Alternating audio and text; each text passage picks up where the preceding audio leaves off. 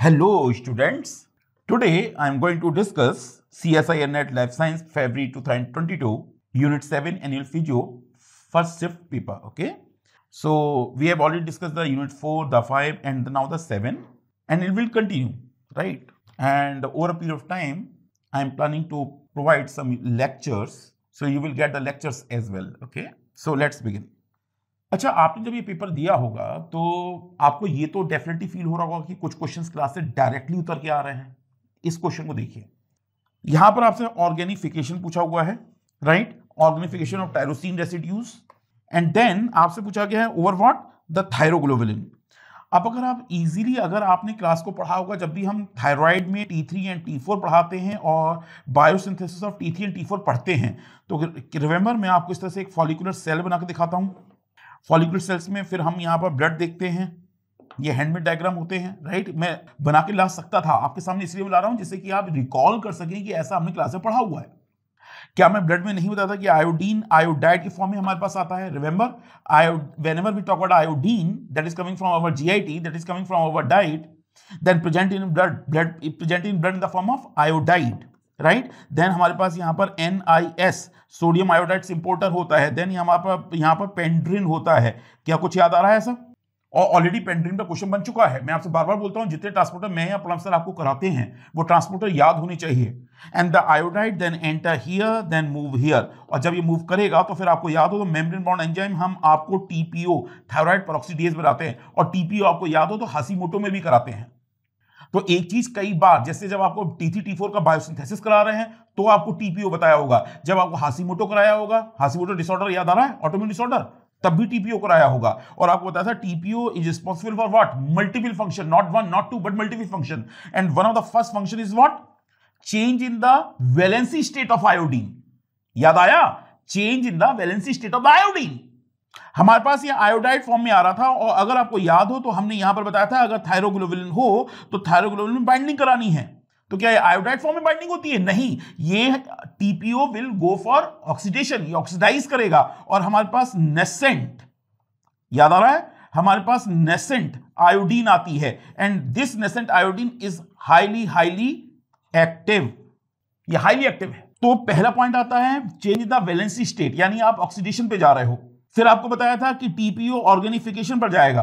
फिर आपको बताया था ये ऑक्सीडेटिव कपलेशन करे, कपलिंग करेगा। याद आया? कुछ सिंपल क्वेश्चन था। मैं तो आपको T3 T4 बायोसिंथेसिस में जाने क्या क्या कराता हूं। ये तो यहां पर सिंपली आपसे पूछा है कि अगर हमारे पास ऑर्गेनिफिकेशन हो रहा है और ऑर्गेनिफिकेशन टायरोसिन रेसिड्यू पर हो रहा है, ओबवियसली टायरोसिन रेसिड्यू पर होता है। अच्छा जरा बताइए, टायरोसिन डेरिवेटिव हमारे पास हार्मोन कौन कौन से हैं? एक तो T3 T4 है, और क्या क्लास में डिस्कस किए थे? यस, कैटेकोलेमाइन। याद आया? एड्रेनालिन, नॉरएपिनेफ्रिन, यानी एपिनेफ्रिन, नॉरएपिनेफ्रिन, डोपामाइन। याद आ रहा है? अब अगर हमारे पास हो रहा है तो वो पूछा कि आयोडीन किस फॉर्म में आता है, तो आपको बताया था ऑक्सीडाइज होना चाहिए, रिड्यूस होता नहीं। आयोडीन ऐसा चाहता नहीं, नेसेंट आयोडीन आता है, ऑक्सीडाइज होता है। ये आपको कराया भी है। Come to the next. अब इस क्वेश्चन के लिए आप क्या कहेंगे? आपको अगर याद हो तो जब हम GPCR करते हैं तो मैं आपसे बोलता हूं, जो हम यहां पर पार्ट 1 पार्ट 2 प्रोवाइड करते हैं, यानी वॉल्यूम 1 2 प्रोवाइड करते हैं, तो पार्ट 1 जो हमारे पास है, राइट, पार्ट 1 में GPCR में हमने केवल एक पेज डिस्कस किया हुआ है जहां पर हमारे पास विजन का चैप्टर है। केवल एक पेज है, सिंगल पेज उस बुक में। मैं आपको बार बार बोलता हूं सिंगल पेज है, कई बार क्वेश्चन आते रहते हैं। जैसे ही GPCR हम करते हैं मैं आपको बताता हूं इस पे जाइए। फिजियो में तो कराता ही हूं, लेकिन या GPCR कराता हूं तब नहीं बताता कि उस पेज, केवल एक पेज उसे पढ़ लो। और सिंपली उसने डार्क करंट पूछा है, इससे इजी क्या पूछेगा? हमारे पास केवल सोडियम आयन चैनल होते हैं। देखिए इस डायग्राम में, क्या ये डायग्राम आपको क्लास में नहीं दिखाता हूं कि हमारे पास सोडियम आयन चैनल होते हैं? अगर डार्क है तो सोडियम आयन चैनल ओपन रहेंगे। देखिए सोडियम आयन मूव कर रहे हैं, sodium ion current is a dark current. और अगर लाइट आ रही है तो फिर आपको बताया था कि जो साइक्लिक GMP सोडियम आयन को ओपन, सोडियम आयन चैनल को ओपन किए रहते हैं, वही डिग्रेड कर दिए जाते हैं। और अगर हमारे पास साइक्लिक GMP ब्रेक करेंगे तो वही सोडियम आयन चैनल क्लोज हो जाएगा। तो सिंपली उसने डार्क करंट ही तो पूछा था, dark current in the retina. अब यहां पर देखिए क्या पूछा हुआ है, क्लोजिंग कब होगी? जब लाइट आएगी। हमसे पूछा डार्क, ओपन पे आ जाओ। यानी अगर आप पहला क्वेश्चन देखें आयोडीन का, या ये क्वेश्चन देखिए आप डार्क करंट का, आप इस बात को सोचिए, क्या मैं आपसे बोलता हूं कि पार्ट 1 में एक ही पेज है उसे पढ़ लो GPCR के बाद? बोलता हूं, अपने आप से पूछिए, ऑनेस्टली अपने आप से पूछिए, पूछता हूं या नहीं, कहता है वो नहीं क्लास में। इससे इजी, ये एक बार समझिए, मैंने आपसे यूनिट 4 डिस्कस की, यूनिट 5 डिस्कस की, नाउ डिस्कसिंग द 7। आप अगर देखिए तो देखिए हर यूनिट में से एक क्वेश्चन तो, एक या दो क्वेश्चन तो हम मान के चलते हैं कि आप नहीं कर पाओगे, या हम क्लास, चूंकि हमारी क्लास में एक लिमिटेशन होती है, तो हम जितना भी ले जाएं एक आध क्वेश्चन ऐसा आएगा जो हम नहीं कर पाएंगे, लेकिन बाकी तो कर ले जाओगे ना। अभी मैंने ये दो क्वेश्चन जो डिस्कस किए हैं, अपने आप से पूछो कि क्या क्लास से हैं या नहीं। Come to the next. Right, मैं ऑनेस्टली एक्सेप्ट करता हूं, मैंने, अगर आपको याद हो तो फिल्ट्रेशन स्लिट का डायफ्राम, फिल्ट्रेशन स्लिट डायफ्राम मैं आपको लाता हूं, अगर आपको याद हो ये डायग्राम मैं आपको कराता हूं, मैं आपको बताता हूं what are the barriers that are responsible for the filtration to occur. Remember, पहला बैरियर बनाता हूं endothelial barrier, then glomerular basement membrane, and the third is the podocyte barrier, बताता हूं। और क्या नहीं बताता, फिल्ट्रेशन स्लिट या फिल्ट्रेटर स्लिट डायफ्राम बनता है। क्या आपको नहीं बताता, इस पे क्वेश्चन ऑलरेडी बन चुका है, क्या आपको नहीं बताता कि फिल्ट्रेशन स्लिट या स्लिट डायफ्राम कौन बनाता है, कौन सी सेल्स बनाती है, क्वेश्चन आ चुका है। उसका साइज कितना होता है, ये सब हमने डिस्कस किया था।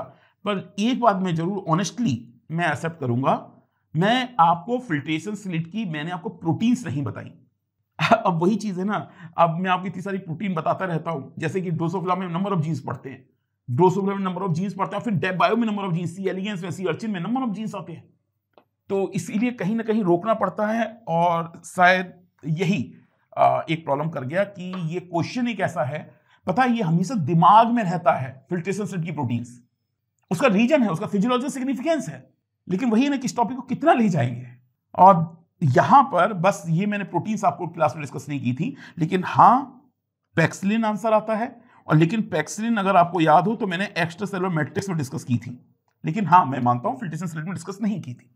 अब एक आध क्वेश्चन तो ऐसा आएगा ना जहां पर हमारी भी लिमिटेशन नजर आएंगी, लिमिटेशन इन द सेंस कि हम कितना आपको किसी टॉपिक पे ले जाएं, राइट। तो एक आध क्वेश्चन इस तरह के आ जाते हैं, लेकिन आंसर पैक्सिलिन होगा, बाकी सब नेफ1 नेफ2 और द नेफ्रिन ये होती है। इससे अच्छा क्वेश्चन बन सकता है क्या ग्लूकोकॉर्टिकॉइड पर, बताइए। अच्छा एक चीज बताइए, मैंने ग्लूकोकॉर्टिकॉइड क्या नहीं बताए थे। ग्लूकोकॉर्टिकॉइड जब मैं फिजियो में कराता हूं तो ग्लूकोकॉर्टिकॉइड डिस्कस करता हूं, और जब सेल सिग्नलिंग कराते हैं, सिग्नल ट्रांसडक्शन कराते हैं, तो इंट्रासेलुलर रिसेप्टर जब पढ़ाते हैं तो उसके लिगेंड बताते हैं। हर बार एक ही चीज बताते हैं, चूंकि ये हमारे पास हाइड्रोफोबिक है, ये कोलेस्ट्रॉल से डेरिवेटिव होकर आ रहा है, राइट। इसमें स्टीरॉल न्यूक्लियाएं हैं, न्यूक्लियस हैं, तो इसीलिए ये इंट्रासेलुलर रिसेप्टर पर बाइंड करेगा। और चूंकि आपको करेक्ट को आइडेंटिफाई करना है, मैं आपसे बार बार क्लास में एक ही चीज बोलता रहा हूं, जैसे ही ये क्वेश्चन इस तरह के आए, आप पहले आइडेंटिफाई करो करेक्ट क्या है। टाइम मैनेजमेंट आपको क्लास में डिस्कस करता हूं, आपको बताता हूं कि करेक्ट को देखो करेक्ट है या इनकरेक्ट है, हमें क्या आइडेंटिफाई करना है। और जैसे ही कोई एक पर आप कंफर्म हो जाओ कि P नहीं होगा, Q है, करेक्ट को आइडेंटिफाई करना है, तो जिसमें P दिए हैं आउटराइटली रिजेक्ट कर दो, क्योंकि वो आंसर आएगा नहीं। Q वाले पकड़ने हैं, और देखो इसमें Q है नहीं, यानी ये आंसर आएगा। इसके अंदर अगर आप RST नहीं भी जानते हो तो एक स्टेटमेंट के बेसिस पर आपका आंसर आ जाएगा। मैं आपको हंड्रेड्स ऑफ टाइम ये बताता रहता हूं, नंबर ऑफ क्वेश्चन करा चुका हूं, ये भी क्वेश्चन देखिए इस बार तो आया ही है, केवल एक आंसर आता हो तो भी हो जाएगा। लेकिन क्या हम ये देखना चाहते हैं जो रिमेनिंग RST हैं, क्या वो क्लास से हैं या नहीं, क्या हमने क्लास में डिस्कस किए या नहीं। देखिए मैं तो आपसे बार बार ये बोलता हूं कि जब हम क्लास में करा ले तो एक बार जो हम यहां से बुक प्रोवाइड करते हैं आप उसमें भी चले जाओ, लेकिन पहले अपने आप से पूछो क्या क्लास से बाहर है। यहां पर क्या बोला, they inhibit the ACTH secretion from anterior pituitary, negative feedback कराई थी। रिमेंबर हम HPA एक्सेस कराते हैं, यहां से हम CRH रिलीज कराते हैं, यहां पर फिर POMC में, रिमेंबर POMC प्रोपियोमिलेनोकॉर्टिन, फिर हम यहां पर ACTH बताते हैं, और यहां से हमारे पास ग्लूकोकॉर्टिकॉइड कॉर्टिसोल आएगा, फिर वो नेगेटिव फीडबैक देगा। तो क्या अगर हमारे पास ग्लूकोकॉर्टिकॉइड हैं तो क्या वो नेगेटिव फीडबैक लाएगा या नहीं लाएगा। थायराइड से नेगेटिव फीडबैक कराना शुरू करता हूं, राइट। और अगर मान लीजिए लिखा है prolong treatment with glucocorticoid leads to atrophic and the unresponsive adrenal, अगर मान लीजिए इस पे डाउट भी है, टी पकड़ लो, उसमें लिखा है does not show circadian variation. अच्छा जरा बताइए, मैंने आपसे क्या हमेशा यही नहीं बताता कि किस हार्मोन को कब सीक्रेट करना है, आपको पता होना चाहिए। ACTH के लिए हमें CRH चाहिए, और मैंने आपको बताया था हाइपोथैलेमस ऑलवेज हाइपोथैलेमस आपको मॉर्निंग 8 AM में आपको यहां पर, अगर आप नॉन स्ट्रेस एनवायरनमेंट में हैं, राइट, तो मॉर्निंग 8 में CRH सीक्रेट होगी, सर्केडियन होता है। इनफैक्ट आपको मैंने इस बार आपको ये ग्राफ भी बना के दिखाया था कि ये स्लीपिंग आवर्स हैं, राइट। यहां पर हमने टाइमिंग ली हुई थी, यहां पर 8 AM दिखाया था, तो दिखाया था कि यहां पर राइज कर रहा है, फिर कॉर्टिसोल राइज कर रहा है। बताया था नहीं सर्केडियन, क्या नहीं बताया था? हाइपोथैलेमस से जो majority of the hormone release हो रहा है, रिलीजिंग हार्मोन, वो सर्केडियन होते हैं, जबकि ये मना कर रहा है टी होगा नहीं। क्लास से है, आप देख सकते हो। Now check this question.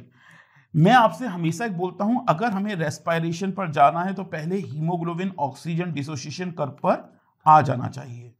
इसके एवरी इफ एंड बिट को पता होना चाहिए, oxygen transport, carbon dioxide transport, बस ये पता होना चाहिए। क्योंकि अगर पहला क्वेश्चन बनता है तो सबसे पहले वो ट्रांसपोर्ट पर बनता है, फिर उसके बाद हम फिजियोलॉजी या एनाटॉमी स्ट्रक्चर को ढूंढते हैं। अगर आप यहां पर देखो तो साफ साफ हमसे बोला हुआ है, क्या बोला हुआ है? Increase in pH. ऑब्वियसली ये बी आपका नॉर्मल है, राइट? फिजियोलॉजिकल पीएच भी दिया हुआ है। आप पीएच को, आप कर क्या रहे हो? आप पीएच को बढ़ा रहे हो। अब जरा रुक जाओ, पीएच को बढ़ाना हम बाद में सुनते हैं। अब जरा मुझे एक बात बताओ, मैंने आपको कुछ बेसिक्स बता रखे थे। मैंने आपको बताया था केवल आप पहले राइट शिफ्ट को ध्यान में लो। क्या राइट शिफ्ट के लिए आपको नहीं बताता कि सबसे पहले मैं पॉइंट यही डिस्कस करता हूं कि पीएच कम होना चाहिए। और पीएच कम क्यों होना चाहिए? क्योंकि हमारे पास हाइड्रोजन आयन कंसंट्रेशन बढ़ती है, नहीं बताया था? और हाइड्रोजन आयन कंसंट्रेशन क्यों बढ़ रही है? क्योंकि CO2 हमारे पास बढ़ रही है। लिंक करके देता हूं आपको। फिर आपको नहीं बताया था, और फिर इन सभी को एक जगह लिंक करके आपके सामने मैं लाता हूं मेटाबॉलिक रेट से। मैं आपसे हमेशा बोलता हूं, जैसे ही हीमोग्लोबिन डिसोसिएशन कर आए, आप अपनी मेटाबॉलिक रेट को ढूंढो। क्वेश्चन में देखो क्या किस तरह से मेटाबॉलिक रेट से रेट कर सकते हो क्या, क्योंकि अल्टीमेटली मेटाबॉलिक रेट डिसाइड करने वाली है कि कर्व कहां शिफ्ट हो रहा है। अगर एक चीज बताइए, अगर मेटाबॉलिक रेट बढ़ेगी तो डेफिनेटली हमारे पास कार्बन डाइऑक्साइड ज्यादा प्रोड्यूस होगी, कार्बन डाइऑक्साइड हाइड्रेटेड होगी, H2CO3 carbonic acid then break करेगी, तो क्या हाइड्रोजन आयन रिलीज नहीं करेगी? और अगर हाइड्रोजन आयन रिलीज करेगी तो उस कंडीशन में हमारे पास एसिडिटी बढ़ रही होगी, और हम कैसे भी एसिडिटी को बढ़ने नहीं दे सकते।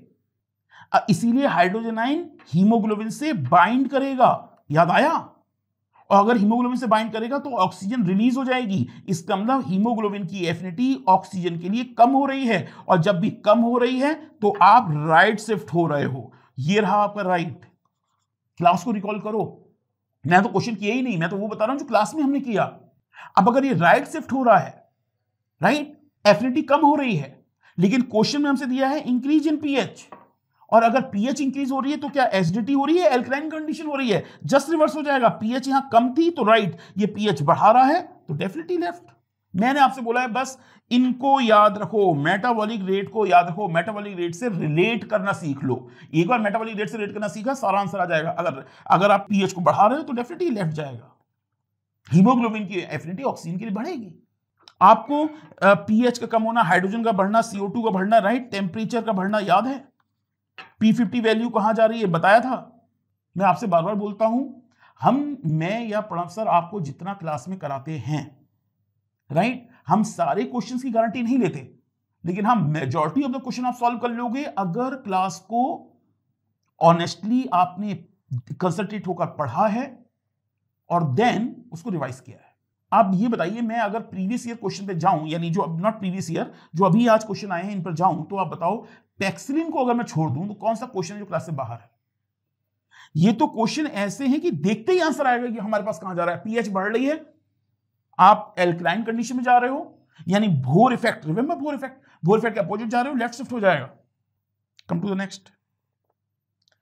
अगेन आपने जब ये शिफ्ट पेपर दिया होगा, मतलब मॉर्निंग शिफ्ट का पेपर आपने जब दिया होगा, तो एक चीज मुझे बताइए, क्या ये जो स्टेटमेंट जो मैं आपके सामने बार बार ला रहा हूं, अपने आप से पूछो, क्या हम क्लास से इन क्वेश्चन को कर पाए या नहीं? मैं बार बार क्लास क्यों कह रहा हूं? क्योंकि क्वेश्चन देखते ही लगता है ये तो सब तो हमने किया था। कैसे, जरा देखिए। अच्छा एक चीज बताइए, क्या जब भी मैं आपको एस्ट्रोजन फीमेल रिप्रोडक्टिव बायोलॉजी या सिस्टम में कराता हूं तो आपको नहीं बताता मेजर 3 काइंड ऑफ एस्ट्रोजन हमारी बॉडी में होते हैं, और द मोस्ट जो कॉमन होता है that is what here the 17 beta estradiol. क्योंकि जब तक मेंस्ट्रुअल साइकिल रन करती रहेगी, आई रिपीट, आपको याद हो तो, जब तक मेंस्ट्रुअल साइकिल रन करती रहेगी तो एस्ट्राडायोल बढ़ा रहेगा। और क्या मैं आपको नहीं बताता कि प्रेगनेंसी पीरियड में कौन सा बढ़ेगा, मेनोपॉज के बाद कौन सा बढ़ेगा? याद आ रहा है कुछ? नेचुरली अकरिंग एस्ट्रोजन, मैंने बताया था नेचुरली अकरिंग एस्ट्रोजन 3 काइंड के होते हैं, बताया था या नहीं? अब जरा यहां पर आ जाओ, हमने जब स्ट्रक्चर की भी बात करी थी तो एस्ट्रोजन को अगर आप देखो, ये हमारा कोलेस्ट्रॉल मॉलिक्यूल है, और कोलेस्ट्रॉल से अगर आप कंपेयर करो तो यहां पर 27 है। अगर आप यहां पर देखोगे तो ये 18 कार्बन आ जाएगा, क्योंकि आप देखो तो यहां से ये 19 यहां से मिसिंग है, तो इस कंडीशन में आप देखो तो हमसे क्या कह रहा है, फिर अगेन हमें करेक्ट को आइडेंटिफाई करना है। P ऑलरेडी आ चुका है, जैसे ही P आया हमने COD को हटाया, PQ दोनों में दिया है, तो इसका मतलब PQ के बेसिस पर नहीं आएगा, Q कॉमन है, तो हमें R या S को ढूंढना पड़ेगा। अब एक चीज बताइए, जब हमने ऑलरेडी, आप ब्यूटी देखो भैया, क्लास देखो, मैं बार बार क्लास को क्यों लाता हूं, अगर आपने 18 कार्बन स्टेरॉइड को सही कर दिया तो फिर 21 कार्बन स्टेरॉइड कैसे हो सकता है? आप बताओ मुझे, हमें आर या एस के बेसिस पर आंसर निकालना है। जब आप क्यू कंफर्म कर चुके हो कि 18 कार्बन स्टेरॉइड है, तो फिर ये 21 कार्बन स्टेरॉइड तो नहीं होगा। It is either the 18 carbon और द 21 कार्बन। और कंफर्म करना है, मुझे बताओ, मैं क्या पहला पॉइंट ही जब एस्ट्रोजन के बारे में लिखाता हूं तो क्या ये नहीं बताता कि ये कहां से रिलीज होता है? फर्स्ट ऑफ ऑल क्या नहीं बताता? Spindle cell, granulosa cell, corpus luteum, placenta. तो देखिए लिखा हुआ है ग्रेनुलोसा सेल्स, एस सही है। और अगर मेल रिप्रोडक्टिव सिस्टम याद हो तो क्या नहीं बताता? Testosterone gets converted into oestrogen with the help of enzyme aromatase. तो aromatase help the conversion of testosterone to oestrogen. और अगर आपको अगेन याद हो तो हमने जब हाइपोथैलेमस, पिट्यूटरी और यहां पर ग्रेनुलोसा सेल्स बनाई थी, यहां पर थीका इंटरना सेल्स बनाई थी। मैं आपको ये डायग्राम इसलिए बना के दे रहा हूं क्योंकि आप ये समझ सको कि क्या क्लास में इस तरह का हमने डिस्कस किया नहीं था। ये ग्रेनुलोसा सेल्स थी, थीका इंटरना सेल से हमारे पास यहां पर एंडोस्टीन डायोन आएगा, that convert into the testosterone, testosterone can convert into estrogen. Granulosa cells में, मैं फीमेल की बात कर रहा हूं, फीमेल की ग्रेनुलोसा सेल्स में जो टेस्टोस्टेरोन बना वो एस्ट्रोजन में कन्वर्ट होता है with the help of enzyme aromatase. और यहां बोला डज नॉट, गलत हो जाएगा। तो biosynthesis does not depend upon, actually depend करती है, क्योंकि अगर टेस्टोस्टेरोन से एस्ट्रोजन लाना है तो आपको एरोमाटेज की जरूरत पड़ेगी। गलत है ये, और टी की जरूरत भी नहीं है, आर या एस से आंसर आ रहा है। सो आप फिर ये चीज चेक कर सकते हो। नाउ अगेन, जब हीमोग्लोबिन, ऑक्सीजन और हीमोग्लोबिन कार्बन डाइऑक्साइड की हम बात करते हैं ट्रांसपोर्ट की, तो ऑक्सीजन को तो आयरन से बाइंड कराते हैं, कार्बन डाइऑक्साइड को किससे बाइंड कराते हैं? किससे? वहीं पर जहां से आयरन, जहां पर ऑक्सीजन बाइंड कर रही है। मैं एक चीज आपको क्लियर कर देता हूं, अगर ऑक्सीजन जहां बाइंड कर रही है वहां कार्बन डाइऑक्साइड बाइंड नहीं करेगी, दोनों की बाइंडिंग साइड अलग अलग होती हैं। और फिर यह भी बताता हूं कहां बाइंड करती है, that is what, amino terminal पर, राइट। तो अगेन हमें करेक्ट को आइडेंटिफाई करना है।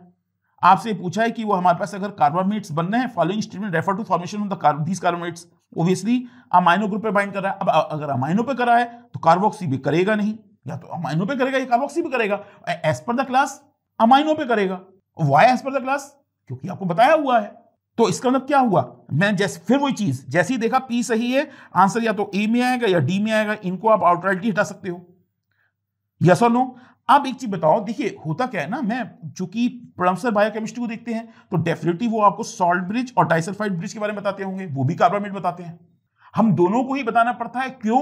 क्योंकि वो अपना बायोकेमिस्ट्री पर्पज से लेते हैं, मुझे अपना फिजियोलॉजिकल पर्पज से बताना पड़ता है। और उन्होंने डेफिनेटली बताया ही होगा कि सॉल्ट ब्रिज बनते हैं। अरे भाई कार्बामेट निगेटिव है, निगेटिव है तो सॉल्ट ब्रिज बनाएगा, ठीक। तो इसका मतलब ये है कि आप देखिए, क्योंकि हम जानते हैं लाइफ साइंसेस इंटरडिसिप्लिनरी है।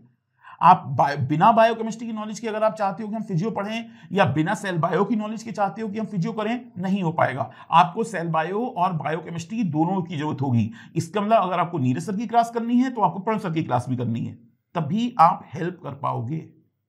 उन्होंने सॉल्ट ब्रिज और डाइसल्फाइड बॉन्ड आपको पढ़ाए होंगे, वो तो डिटेल में कराते हैं ना। देखिए मैं एक बात मानता हूं, पार्ट बी में जो हमारे पास एक स्लिट डायफ्राम यानी जो पैक्सिलिन का क्वेश्चन आया होगा एक वो, और पार्ट सी में यहां पर this question, right, intrapleural pressure, this question, ये आप नहीं कर पाए होंगे, ये मैं मानता हूं। यानी पार्ट बी में एक और पार्ट सी में एक, यानी ये एक दो क्वेश्चन ऐसे रहे होंगे जो आप नहीं कर पाए होंगे। ऑनेस्टली एक्सेप्ट कर रहा हूं, नहीं कर पाए होंगे। रीजन क्या है? क्योंकि इंट्रापिलर प्रेशर में बताता हूं, लेकिन उसका वेरिएशन वेंटिलेशन के टाइम पर, यानी when we are getting air in and out, that is what ventilation, तो उस टाइम पर वो कैसे वेरिएशन करेगा, ये चीज मैंने नहीं बताई थी। इंट्रापिलर प्रेशर नेगेटिव होता है, ये हम जानते हैं, लेकिन उसका वेरिएशन इंस्पायरेशन और एक्सपायरेशन में क्या होता है, ये नहीं बताया था, राइट।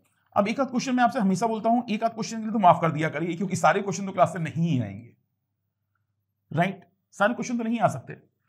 अब भाई जो क्वेश्चंस बनाते हैं वो भी तो कुछ सोच के ही बनाएंगे, उन्हें भी तो लगना चाहिए ना, सीएसआईआर का पेपर है। तो इसीलिए मैं आपके सामने यहाँ पर एक दो डायग्राम लेकर आ गया हूँ जिससे कि आपको चीजें कुछ क्लियर हो जाए। देखिए आउटसाइड, सबसे आउटसाइड हमारे पास क्या होगी, चेस्ट वॉल, ठीक।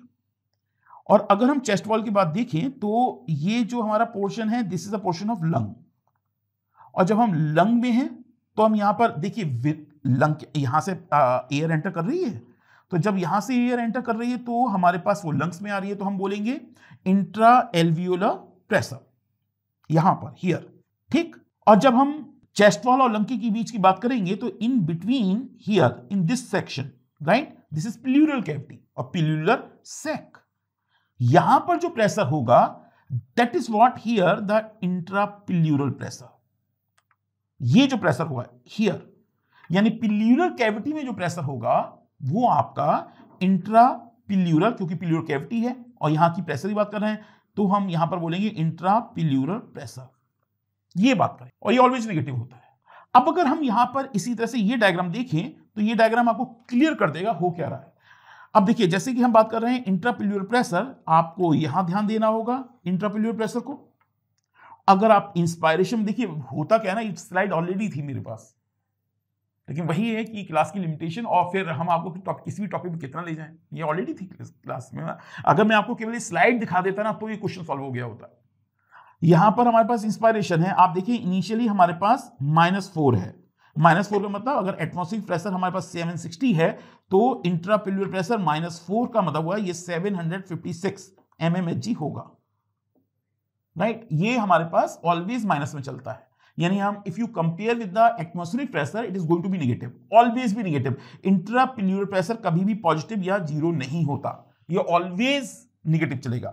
तो इनिशियली देखें इस सब, देखिए अगर इसे बोलते हैं 760 mmHg को बोलते हैं एटमॉस्फेरिक प्रेशर और उससे ये कम है तो हम बोलेंगे सब एटमॉस्फेरिक प्रेशर। सब माने कम, लेस, बिलो, अंडर, तो ये आपका सब एटमॉस्फेरिक प्रेशर हो जाएगा। और जैसे ही हमारे पास देखिए इंस्पायरेशन हो रही है तो आप देख रहे हैं कि ये और नेगेटिव हो रहा है, एक्सपायरेशन में ये बढ़ रहा है। बस इतना पता करना था, क्वेश्चन टफ नहीं था, लेकिन चूंकि मैंने क्लास में डिस्कस नहीं किया तो मैं जानता हूं ये आप अटेंड नहीं कर पाए होंगे, राइट। तो जैसे कि देखें तो देखिए at the start of the inspiration the intrapleural pressure is सब एटमॉस्फेरिक, डायग्राम को देखिए नजर आ जाएगा, यहां से इंस्पायरेशन स्टार्ट हो रहा है, ये सब एटमॉस्फेरिक है।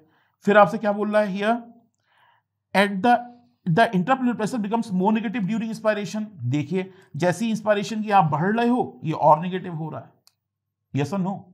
तो इसका मतलब ये हुआ कि अगर आपको करेक्ट को आइडेंटिफाई करना है तो क्यू और आर को तो पकड़ ही लो, और क्यू आर यहां पर भी है, यहां पर भी है, राइट, यहां पर पी है। तो इसका मतलब हमारे पास आंसर कहां जाना चाहिए, हमारे पास आना चाहिए क्यू आर यहां पर है, क्यू आर यहां पर है, तो हमारा या तो अब एस को भी देखना पड़ेगा। इंट्राप्लूरल अटेन, अब देखिए ये क्वेश्चन आया यहां पर, देखिए intrapleural pressure attain value above atmospheric pressure during expiration, यानी एक्सपायरेशन में ये पॉजिटिव हो जाता है। एबव का मतलब एबव एटमॉस्फेरिक प्रेशर मतलब पॉजिटिव हो जाता है, और अगर आप एक्सपायरेशन को देखो तो नहीं, एक्सपायरेशन में बढ़ता जरूर है लेकिन अभी भी सब एटमॉस्फेरिक है।